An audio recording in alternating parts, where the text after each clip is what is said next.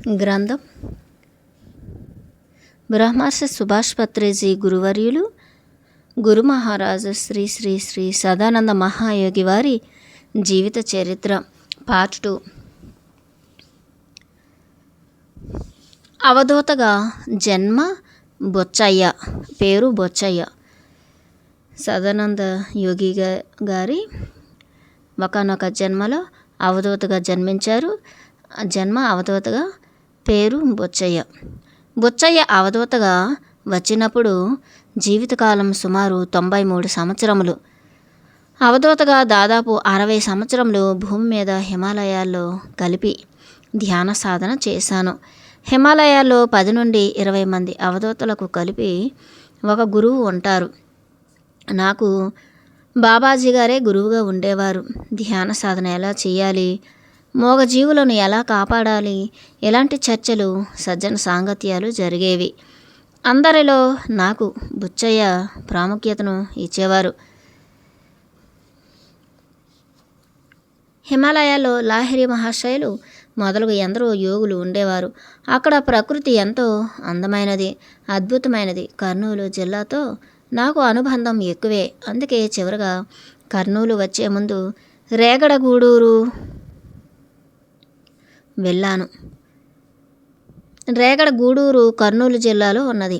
అవధూతగా ఉన్నప్పుడు కుటుంబం: తండ్రి అప్పయ్య, తల్లి అక్కమ్మ, అన్నయ్య వెంకయ్య, అక్క అక్కమాంబ, చెల్లెలు బుచ్చమ్మ, బుల్లెమ్మ. సదానంద యోగి గారు బుచ్చయ్య పుట్టిన గ్రామం రేగడగూడూరు, గుడివేముల మండలం, కర్నూలు జిల్లా, ఆంధ్రప్రదేశ్. కర్నూలు జిల్లా యోగులు అవధూతలు తిరిగి ధ్యానం చేసిన స్థలం. అందుకే ఇది పుణ్యభూమి. అవధూతగా ఉన్నప్పుడు ఆహారం తక్కువగా తీసుకునేవాడిని. ఆహారం కొరకు రోజుకు 5 ఇళ్లకు భిక్షకు వెళ్ళేవాడిని. ఆహారం కొరకు కాదు, వారి పాపకర్మలు తొలగించడానికి. ధ్యాన సాధన బాగా చేసిన తర్వాతనే అవధూతగా వస్తారు. అవధూతగా వచ్చినప్పుడు ధ్యాన సాధన అంతగా అవసరం లేదు. అవధూతలు ధ్యాన ప్రచారం చేయరు.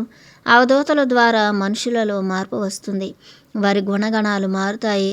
మమ్మల్ని చూసి కొంతమంది నేర్చుకుంటారు. అవధూతలు ఒక లక్ష్యం కోసం వస్తారు. అవధూతగా ఉన్నప్పుడు మౌనంగా ఉండేవాడిని. ప్రజలకు సందేశాలు ఏమీ ఇచ్చేవాడిని కాదు. ప్రజలు వచ్చి దర్శనం చేసుకుని వెళ్ళేవారు. వారికి మంచి జరుగుతుంది, శక్తి వస్తుంది అని దర్శనం చేసుకునేవారు. ప్రేమతో ఏదో ఒక ఆహారం పెట్టేవారు నా ముందు. నాకు ఇష్టం ఉంటే కొద్దిగా తినేవాడిని. ఒక గోచి పెట్టుకొని ఉండేవాడిని. చుట్ట కాల్చేవాడిని. తల్లిదండ్రులే నాలో ఏదో దివ్య శక్తులు ఉన్నాయని గుర్తించారు. మిగిలిన పిల్లల కంటే భిన్నంగా ఉండేవాడిని. నా ప్రవర్తన వింతగా ఉండేది. ధ్యాన సాధన ఎక్కువగా చేసిన జన్మ సదానంద యోగిగా తీసుకున్న జన్మ. బ్రహ్మజ్ఞానిగా ఉన్నప్పుడు, అవధూతగా వచ్చినప్పుడు ఆశ్రమాలు ఏమీ స్థాపించలేదు. ఒక చిన్న పూరిపాక ఉండేది. అందులో వచ్చి కూర్చునేవాడిని. నన్ను దర్శనం చేసుకునేవారి కర్మలు పోయాయని ధ్యానంలోకి వచ్చేవారు. అవధూతలు అన్ని ప్రాంతాలు తిరుగుతారు. ఆ ప్రాంతాల్లో శక్తి ప్రకంపనలు పెరిగి ప్రజల్లో ఆధ్యాత్మిక మార్పులు వస్తాయి. మార్పు కోసం అవధూతగా కొంతకాలం తిరిగి చివరకు ఒక పూరిపాకలో కూర్చునేవాడిని. అవధూతలు తమలో తాము మాట్లాడినట్లు, గొనిగినట్లు పిచ్చివాడిలాగా ఉంటారు. కారణం, ఇక్కడ నుంచి వారు వేరే వేరే లోకాల వారితో మాట్లాడుతూ ఉంటారు. యోగులు అవధూతలతో సంబంధం. ఆదిశంకరాచార్యులు ఒక మంచి ఆధ్యాత్మికవేత్త, ఒక మంచి రచయిత. ఆయన అందించిన ప్రవచనాలు, బోధనలు చాలామంది జీవితాలకు వెలుగునిచ్చాయి. చాలామంది మంచిగా మారారు. ఆధ్యాత్మికవేత్తలకు కూడా ఉపయోగపడ్డాయి. నేను ఆయన ప్రవచనాలు ఏవి చదవలేదు, ఎందుకంటే ఆ పుస్తకాల్లో ఏముందో నాకు తెలుసు కాబట్టి. నేను బ్రహ్మజ్ఞానిని. అవి నాకు అంతో ఇంతో ఉపయోగపడ్డాయి. పరమహంస యోగానంద నేను పోటీపడి ధ్యాన సాధన చేసేవాళ్ళం. సుహృద్భావ వాతావరణం ఉండేది మా ఇద్దరి మధ్య. శ్రీ పోతులూరి వీరబ్రహ్మేంద్ర స్వామి వారు ఒకానొక జన్మలో నాకు గురువుగా ఉన్నారు. అందుకనే నేను నందవరం వచ్చాను. శ్రీ కాశిరెడ్డి నాయన గారిని కర్నూలులో 1970 సంవత్సరం ప్రాంతంలో కలిశాను. వీరితో సత్యలోకంలోనే పరిచయం ఉండేది. భూమి మీద జీవించి ఉన్నప్పుడు ఆస్ట్రల్గాను భౌతికంగాను ఒకసారి కలిశాను. నా ప్రియ శిష్యుడు పత్రి వస్తాడు తొందరలోనే, నీవు చేదోడు వాదోడుగా ఉండాలి అని కాశీ నాయనతో చెప్పాను. పిరమిడ్లు కట్టించడంలో కాశిరెడ్డి నాయన సహాయం చేశారు. స్వామి వివేకానందుల వారు శ్రీరామకృష్ణ పరమహంస శిష్యులు. నేను వివేకానందను కలవటానికి ముందుగానే రామకృష్ణుల వారు శరీరం వదిలివేశారు. 1886 ఆగస్టు 10 రామకృష్ణుల వారికి వివేకానందుల వారికి మధ్య సంభాషణ ఏమి జరిగింది అని తెలుసుకోవడానికి సత్సంగం కోసం వెళ్ళాను. అమ్మ శ్రీ కాళీమాత శ్రీ రామకృష్ణుల వారికి మంత్రం ఎలా ఇచ్చారు, ధ్యానం ఎలా చేయాలనే విషయాలు వివేకానందుల ద్వారా తెలుసుకున్నాను. వివేకానందుడు చాలా గట్టివాడు. శ్రీ మహావతార్ బాబాజీ సందేశం సంసారంలోనే నిర్వాణం అనే విధానం తీసుకొచ్చారు. ఎందుకనగా కొందరు తల్లిదండ్రులు పిల్లలను పెళ్లి చేసుకోకుండా సన్యాసులుగా చేయడం ఇష్టం లేదని ఆధ్యాత్మికతలోనికి పంపేవారు కాదు. బ్రహ్మజ్ఞాని అనగా అన్ని లోకాల గురించిన జ్ఞానం సంపాదించుకోవడం. బ్రహ్మజ్ఞానులు సృష్టికర్తలు. బ్రహ్మజ్ఞానికి ఏదైనా సాధ్యమే. బ్రహ్మజ్ఞానులు ఇచ్ఛామరణం పొందుతారు. బ్రహ్మజ్ఞాని ఎలా అవుతారు? సంసారంలో నిర్వాణం. సంసారంలోనే ఉంటూ మాట మీద ఇరుకుతూ ఉంటూ అన్యాయం చేయకుండా ఎలాంటి కర్మలో అంటించుకోకుండా ధ్యానం చేస్తూ ధ్యాన ప్రచారం చేస్తూ ఉంటే ఆ ప్రయత్నంగా ఉన్నత జన్మలు తీసుకుంటూ బ్రహ్మజ్ఞాని అవుతారు. సాధారణ మానవులకు అంత సులభం కాదు. బ్రహ్మజ్ఞాని అవ్వాలంటే గురువు సహకారం ఖచ్చితంగా ఉండాలి. మీకు పత్రి సందర్భానుసారంగా ఎన్నో సూక్తులు చెబుతూ ఉంటాడు కదా. 1,00,000 పుస్తకాలు చదివి గుర్తుంచుకోగలరా? ఎక్కడైనా ఎప్పుడైనా పద్యాలు ఆగి చెప్పారా? ఆయన నోటి నుండి అలా వస్తాయి అనర్గళంగా. దట్ ఈస్ పత్రిజీ బ్రహ్మజ్ఞాని. నా ఆధ్యాత్మిక జీవితంలో కుటుంబ సభ్యుల సహకారం చాలా బాగుండేది. చాలా జన్మల్లో పెళ్లి చేసుకోలేదు. ఏవో కొన్ని జన్మలో పెళ్లి చేసుకున్నాను. వాటిలో కుటుంబ సభ్యుల సహకారం చాలా బాగుండేది. చాలా జన్మలో కఠోర సాధన చేసి జన్మలు తగ్గించుకుని బ్రహ్మజ్ఞానిని అయ్యాను. శ్రీ సదానంద మహాయోగి బ్రహ్మజ్ఞాని కాబట్టి వారు అరబిక్, తెలుగు, ఉర్దూ మాట్లాడినా సంస్కృత శ్లోకాలు అనర్గళంగా వచ్చేవి. మీరు బ్రహ్మజ్ఞానులు. భూమి మీద ఉన్న ప్రజలు బుద్ధిని మార్చవచ్చు కదా. ఇంకా నయం, ఏకంగా బ్రహ్మజ్ఞానులను చేయమని అడగలేదు. ఎవరి కర్మలు వారే తొలగించుకోవాలి. ఎవరి ఆత్మను వారే ఉన్నత స్థితికి చేర్చుకోవాలి. ఉద్ధరేదాత్మనాత్మానం. మేము కష్టపడి కఠోర సాధన చేసి బ్రహ్మజ్ఞానులమయ్యాం. మిమ్మల్ని కూర్చోబెట్టి బ్రహ్మజ్ఞానులను చేయడం సాధ్యమా? ఎవరి పని వారే చేసుకోవాలి. సదానంద యోగి ఆధ్యాత్మిక ప్రయాణం. శ్రీ సదానంద మహాయోగి తమ ఆధ్యాత్మిక ప్రయాణంలో సగం సమయం మౌనంగా ఉన్నారు. మిగిలిన సగం సమయం బాహ్యంగా మాట్లాడినా అంతరంగంగా మౌనంగా ఉండేవారు. బాహ్య మౌనం ఉండి అంతర్మౌనం లేకపోయినా వృధా. బాహ్యంగా మాట్లాడినా అంతర్మౌనం ఉంటే ఉపయోగం. వీరి ఆధ్యాత్మిక ప్రయాణంలో మొత్తం 200 సంవత్సరాలు ధ్యాన సాధన జరిగింది. ధ్యాన సాధన ఎక్కువగా అన్ని జన్మల్లోనూ జరిగింది. ఏకదాటిగా ధ్యానం చేసిన జన్మ బ్రహ్మజ్ఞాని. ప్రస్తుతం శ్రీ సదానంద మహాయోగిగా జన్మ. పుస్తకాలేవి రాయలేదు. ధ్యాన సాధన కఠోర సాధన ద్వారానే బ్రహ్మజ్ఞాని అయ్యారు. ఏ పుస్తకాలు చదవలేదు, కానీ అందరూ రాసిన పుస్తకాలు అన్నీ తెలుసు. వాటిలోని జ్ఞానమంతా తెలుసు. ఆధ్యాత్మిక ప్రయాణంలో స్నేహితులు ఎవరూ ఉండరు. నాకు లేరు. ఆధ్యాత్మిక విషయాలు మాట్లాడుకుంటూ సజ్జన సాంగత్యం చేస్తూ ఉంటాము. బ్రహ్మజ్ఞాని శ్రీ సదానంద యోగి మధుర స్మృతులు. వీరు వాడిన వస్తువులు కొన్ని నందవరం శ్రీ సదానంద యోగి ఆశ్రమం నందు భద్రపరచడం జరిగింది. 1 ఒక ఇనుప పెట్టె చిన్నది, 2 ఇనుప మంచం, 3 మీటర్ల పొడవుగల ఆకుపచ్చ బట్ట, 4 చిలుము పొగ త్రాగే గొట్టం, 5 చిన్న ఫోటో. ఇనుప మంచం. కర్నూలు రాఘవేంద్ర లాడ్జీలో ఉన్నప్పుడు చివరి రోజుల్లో నా ప్రియ శిష్యుడు సుభాష్ పత్రి కొని తెచ్చాడు. నేను తీసుకున్న అన్ని జన్మల్లోనూ సంతృప్తినిచ్చిన జన్మ ఈ జన్మే. సదానంద యోగి సద్గురు మహారాజ్ నేను బ్రహ్మజ్ఞానిగా వచ్చాను. నేను వెళ్ళిపోయిన తర్వాత కూడా నా ప్రియ శిష్యుడు నేను చెప్పిన శ్వాస మీద ధ్యానం తీసుకొచ్చి నిరంతరాయంగా ధ్యాన ప్రచారం చేస్తూ ప్రజల కర్మలను తొలగింపు చేస్తూ ఆధ్యాత్మికంగా ఉన్నత స్థాయికి తీసుకువెళ్తున్నాడు. ఈ జన్మే సంతృప్తినిచ్చిన జన్మ.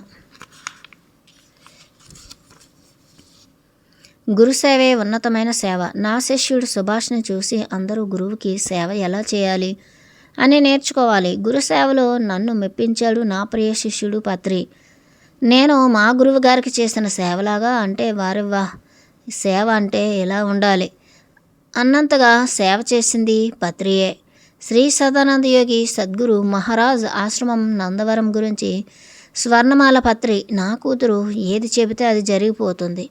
వారి కోరిక మేరకు అందరూ పిరమిడ్ మాస్టర్లు ధ్యానుల కోరిక మేరకు నందవరం ఆశ్రమం అత్యంత వైభవోపేతంగా వెలిగిపోతుంది. ఆశ్రమ ప్రాంగణంలో అతిపెద్ద పిరమిడ్ వస్తుంది. ఆ పిరమిడ్ వచ్చిన తర్వాత ఒక గొప్ప పుణ్యక్షేత్రంగా వెలిగిపోతుంది. ప్రజలందరి మనస్సులోకి చాలా బాగా వెళ్తుంది.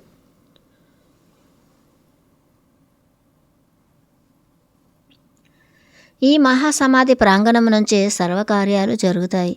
ఈ ఆశ్రమంలో ప్రతిరోజు అన్నదానం జరుగుతూ ఉంది. డార్మిటరీ పచ్చని పూల తోటలతో చాలా అందంగా ఎంతో శక్తివంతమైన స్థలం ఇది. ఎందరో ధ్యానులు అన్ని ప్రాంతాల నుంచి వచ్చి ధ్యానం చేసుకుని వెళ్తుంటారు. సత్యలోకం గురించి శ్రీ సదానంద యోగి. సత్యలోకంలో యోగులు అవధూతలు ఋషులు అందరూ ధ్యాన సాధన చేస్తుంటారు. సత్సంగం జరుగుతూ ఉంటుంది. శ్వాసే ధ్యానం, ఆహారం. భూమండలం మీదలాగా స్వార్థం ద్వేషం ఇలాంటివి ఉండవు. ఆ బ్రహ్మానంద స్థితి ఎంత బాగుంటుందో తిండి గోల ఉండదు. సత్యలోకాలకు వెళ్ళిన వారు తిరిగి భూమి మీద జన్మ తీసుకొని అవసరం లేదు. సత్యలోకం వారు ఏ ఇతర లోకాల్లోనైనా వెళ్ళి రావచ్చు. సత్యలోకంలోకి ఇతర లోకాల వారు వెళ్ళలేరు. సత్యలోక వాసులకు హిమాలయాల్లోని యోగులైన ఋషులైన అవధూతలైన భూమి మీద ఉన్న మీరైనా అందరూ ఒకటే. అందరూ అక్కడ ధ్యాన సాధన చేస్తుంటారు. ఫిజికల్గాను హాస్టల్గాను వెళ్ళి సాధన చేస్తుంటారు. భూమి మీదనే ఉన్నవాళ్ళు లేని వాళ్ళు అని తేడా. అక్కడ అలా అని ఏమీ ఉండదు. సత్యలోకంలోని వారు కొందరు సదానంద యోగి, లాహిరి మహాశయులు, రమణ మహర్షి, పరమహంస యోగానంద మొదలైన వారు ఒప్పందం చేసుకుని తలా ఒక జన్మ తీసుకుని అమాయక ప్రజలకు సహాయం చేసి కొద్దిగా ఆయన వారిలో మార్పు తీసుకువస్తామని వచ్చాము. భూమి మీద హింస ఎక్కువగా ఉంది. అది తగ్గించాలని అనిపించినప్పుడు మాలాంటి వాళ్ళం సత్యలోక వాసులం జన్మ తీసుకుని వస్తాము. బాబాజీ గారు శివపరమాత్మ అంశే. మమ్మల్ని అందరినీ అంశలుగా చేసి మాకు నేర్పించి పంపారు. ఎంతమంది గురువులం ధ్యానం నేర్పించడానికి భూమి మీదకు వచ్చి ఎంత ఇబ్బంది పడుతున్నామో. ఎన్ని అంశాలుగా వచ్చినా ఎంత విధిగా మానవుల కోరికలు తీర్చినా మమ్మల్ని కూడా ఏమార్చేస్తున్నారు. అది తట్టుకోలేక మేము కూడా ఏదో ఒక కులానికో మతానికో అంకితమైపోతున్నాము. ఈ భూమి మీద ప్రజలు మమ్మల్ని కూడా మాయలో పడేస్తారు. వీరిని సరిచేయాలని మళ్ళీ మిమ్మల్ని అందరినీ అంశాలుగా పంపించి మెల్లగా దారిలోకి తెచ్చుకుంటున్నారు.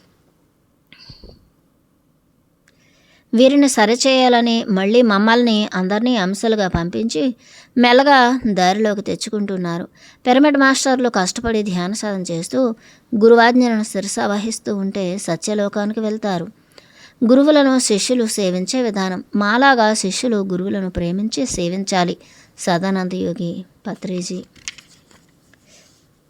గురువులకు కోపం వచ్చే విధంగా శిష్యుడు ఎప్పుడు ప్రవర్తించరాదు.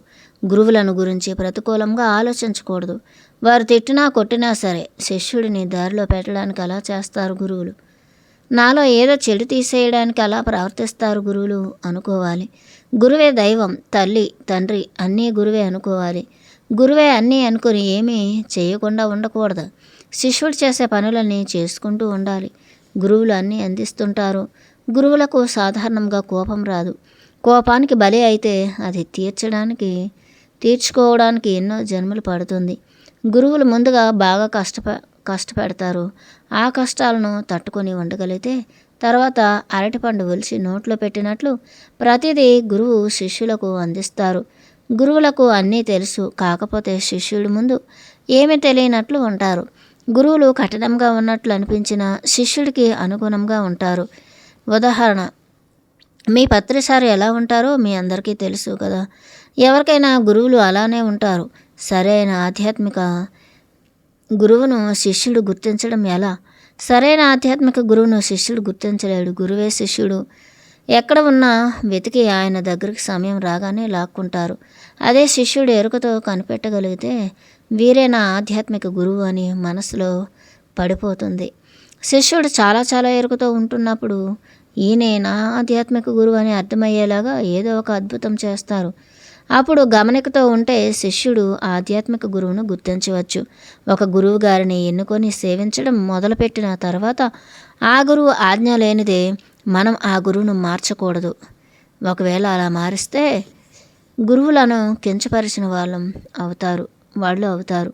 ఇది చాలా పెద్ద పాపం. గురువుకి శిష్యులు అందరూ ఎప్పుడూ సమానమే. ధనిక, పేద, బీద, బిక్కి, కుంటి, గుడ్డి, చెవిటి, మోగ ఇలా అందరినీ సమానంగా చూస్తారు. పూర్వజన్మలో చేసిన సాధన, మంచి పనులు, దాన్ని బట్టి ఈ జన్మలో ఆధ్యాత్మికంగా గురువులు లభిస్తారు, సమాచారం అందిస్తారు.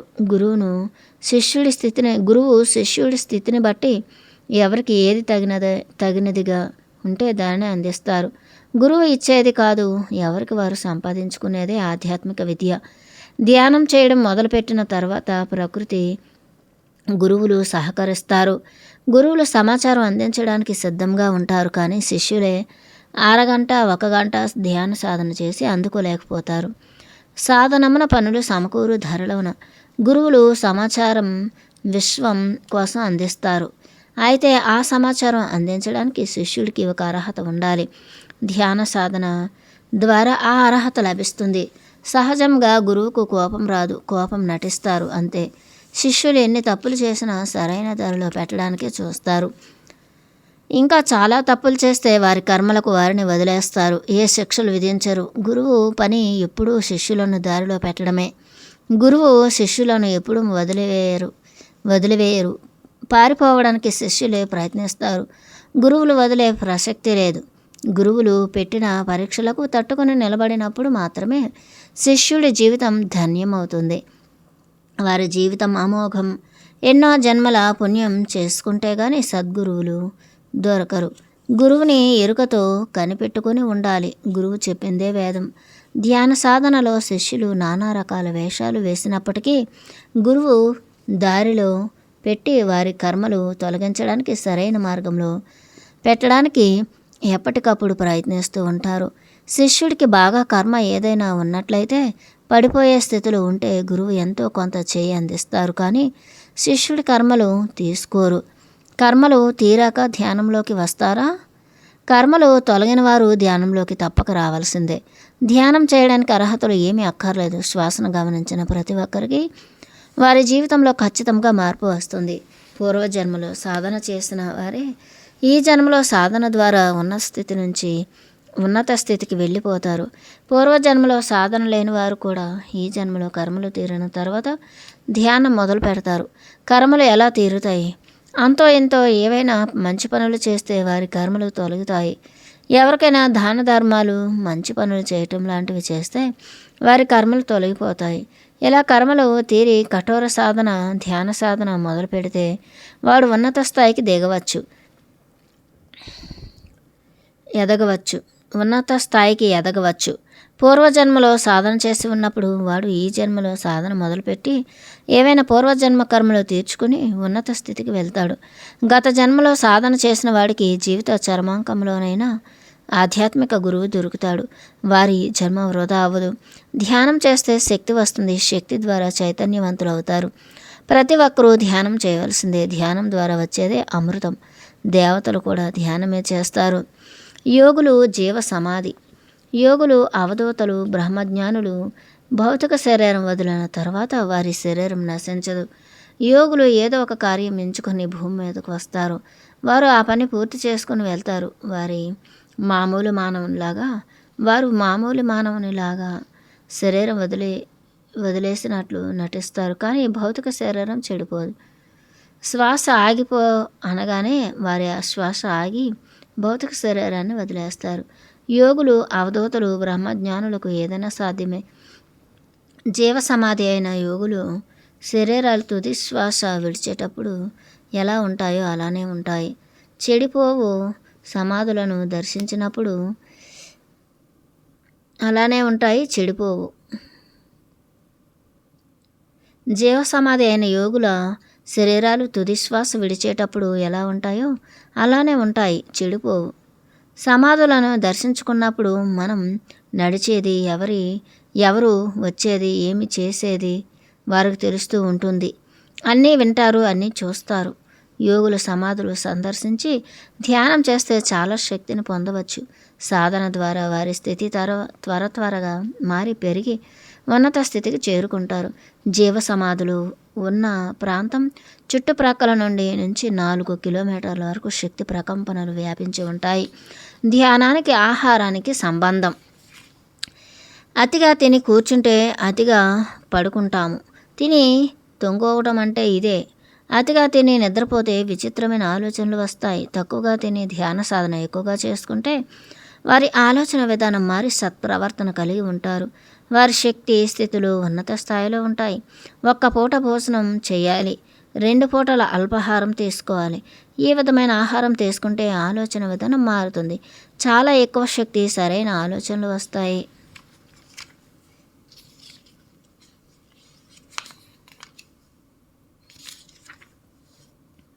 ఎవరి జీవిత లక్ష్యం వారే తెలుసుకోవాలి.